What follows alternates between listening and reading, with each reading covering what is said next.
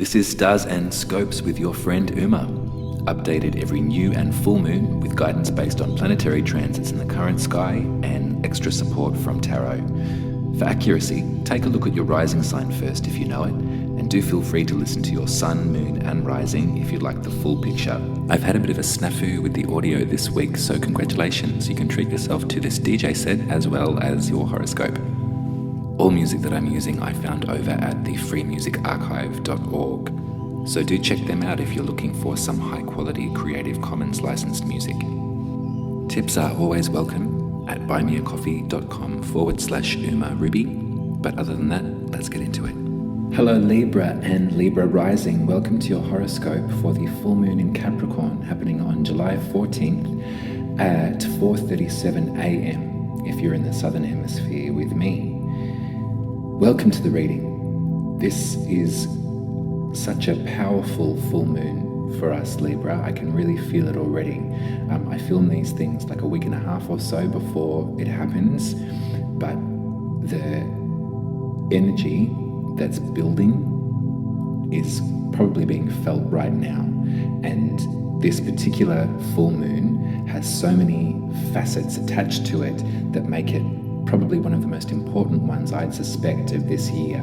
So if you are a pagan or pagan questioning, I'd encourage you to take off all your clothes and get underneath the light of this moon and let it wash over you and release everything that you need to back to Luna, because there's a lot of pain points that are attached to this one, but there's a lot of regeneration and there's a lot of potential to start again with this full moon.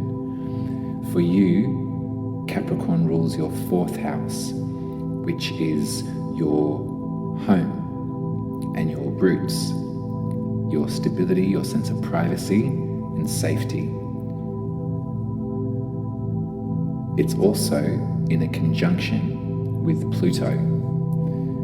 Now, Pluto has been in Capricorn since 2008, and the way that I understand astrology is that a Pluto transit brings about an absolute disintegration of what we knew, and then a rebirth, a regenerative, restorative sense of what can be grown out of chaos and out of destruction.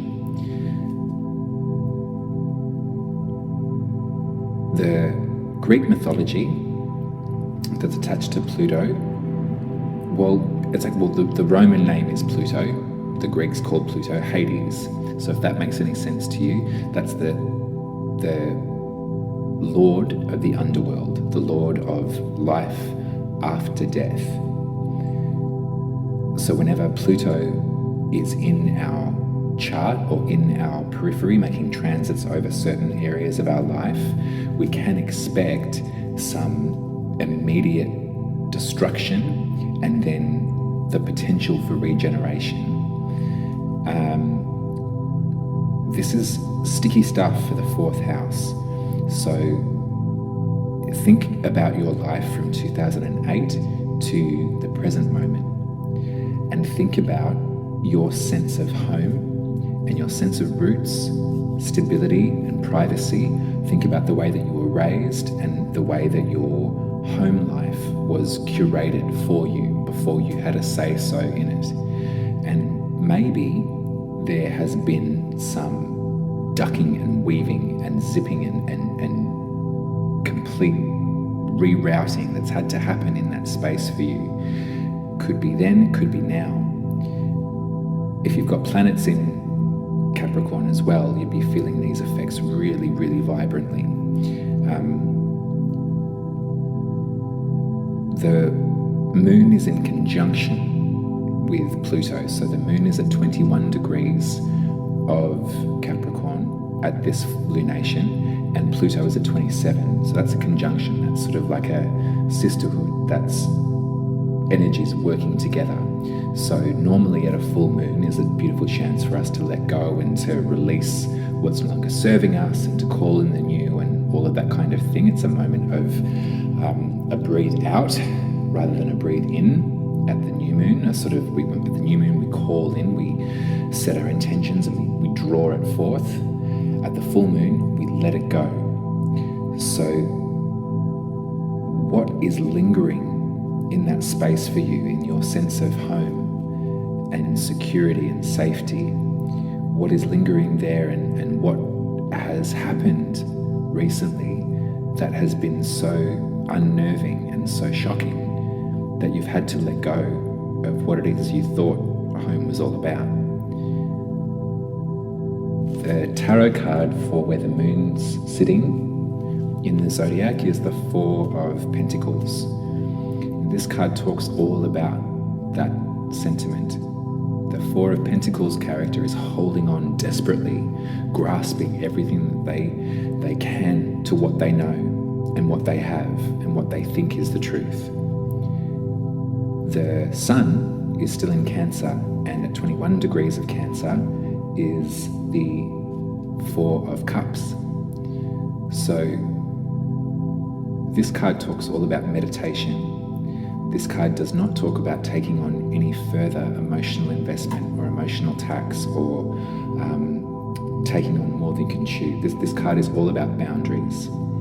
So how can this sentiment inform our work to do in the fourth house, our encouragement to let go that vice-like grip maybe that you've had over security and safety? It's a very human thing to go with what we know, and it's a very scary thing to have to come through life and drop any sense of rhythm or safety when it comes to home and have to build something else.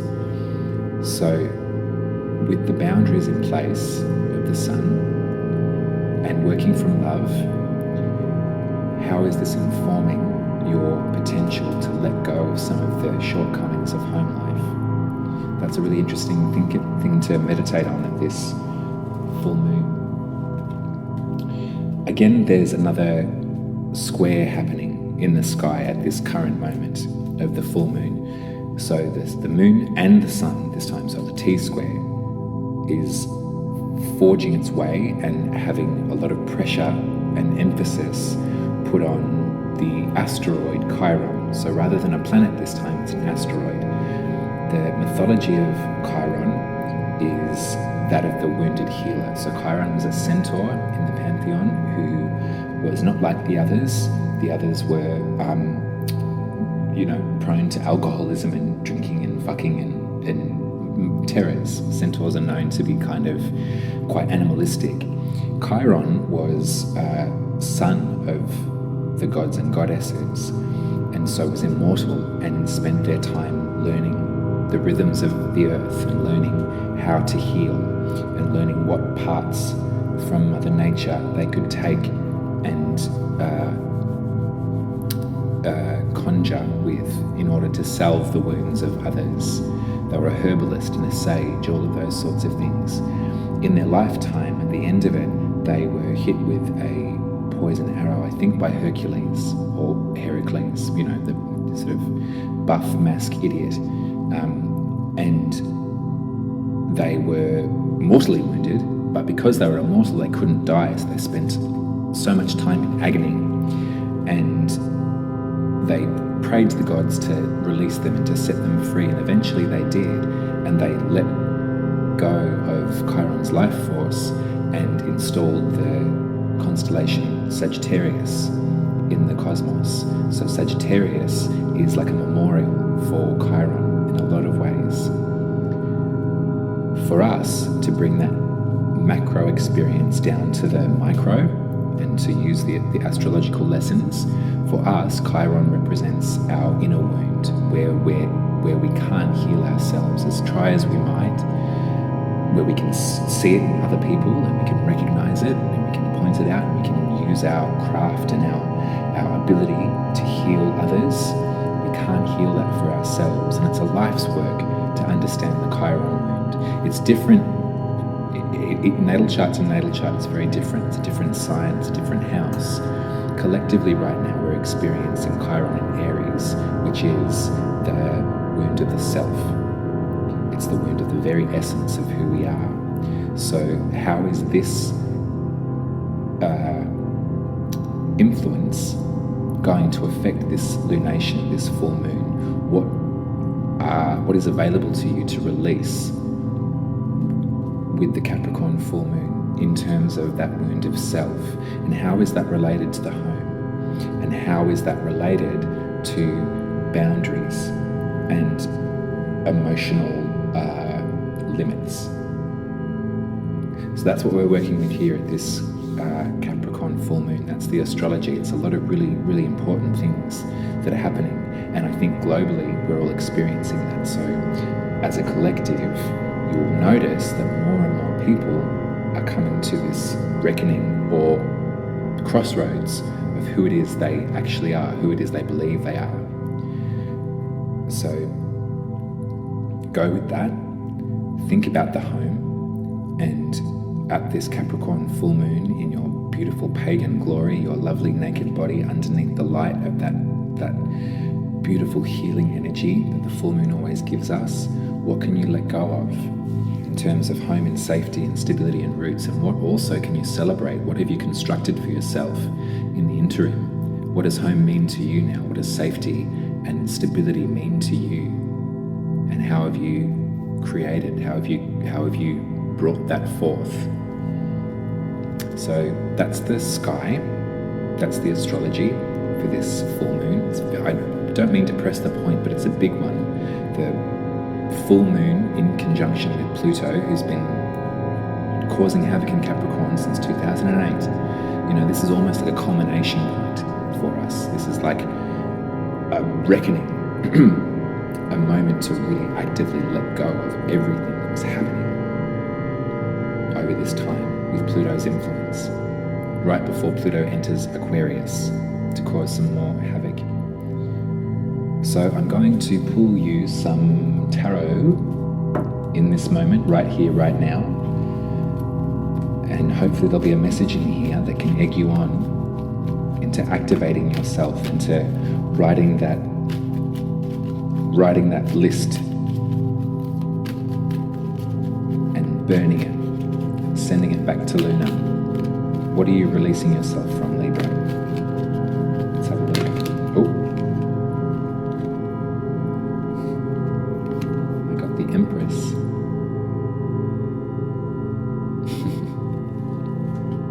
She's our guide for this one, I think. We'll use her as our guide.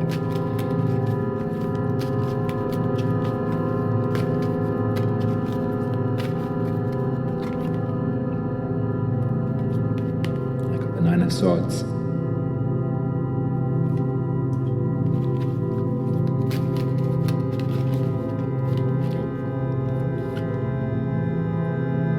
got the Three of Wands.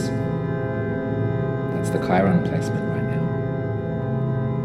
Chiron is at the Three of Wands point in the zodiac. That's the space of looking out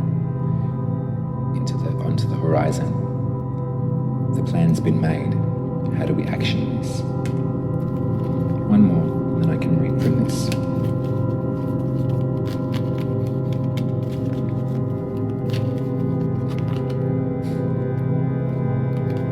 The Three of Cups.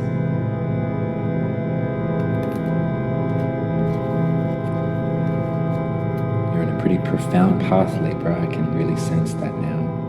Everything that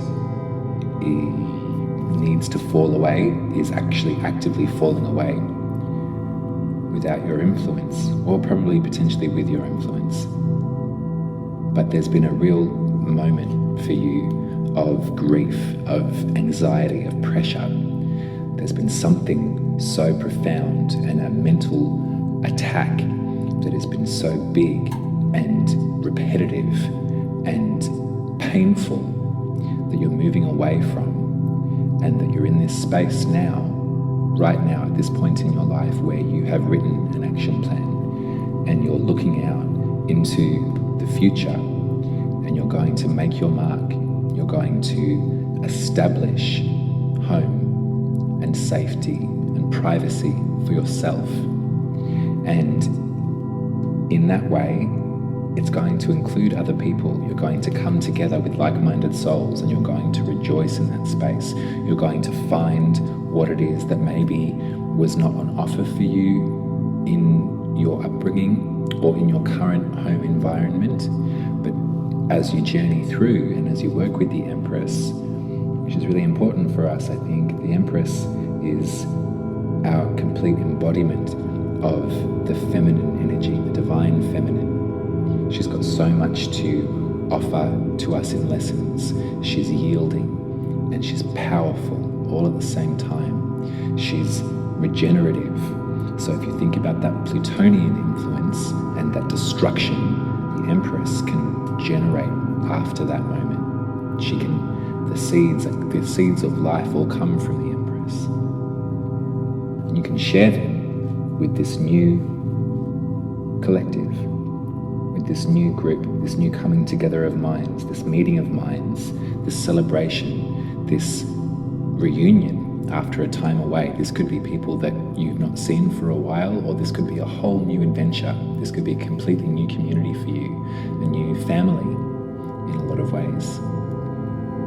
But I see this for you in the future, after this full moon and after you've done your pagan rituals, after you've let your essence free, after you've released yourself from any kind of shackle or shame or whatever, you're going to come into contact with people that feed you, and you feed them too. I like this one for you, Libra. This is really nice. My sand's run out. Again. Sorry to cut it short, but that's it. You get 15 minutes with me on YouTube. If you'd like your birth chart read, I would be so willing and able to do that for you. You can head over to umaruby.com and book an appointment. I'd be happy to hear from you. If you'd like to tip me for my time at these lunations, you can head to buymeacoffee.com/umaruby and throw some money in the pot there. Otherwise, I am sending you so much love and full moon blessings, and believe you me, I'm going to be in the nutty out there underneath the power of it myself. And until I speak to you in 2 weeks for the new moon in Libra, all I got to say is you're the best. I love you. I can't wait. And I'll see you then. Take care, Libra. Much love.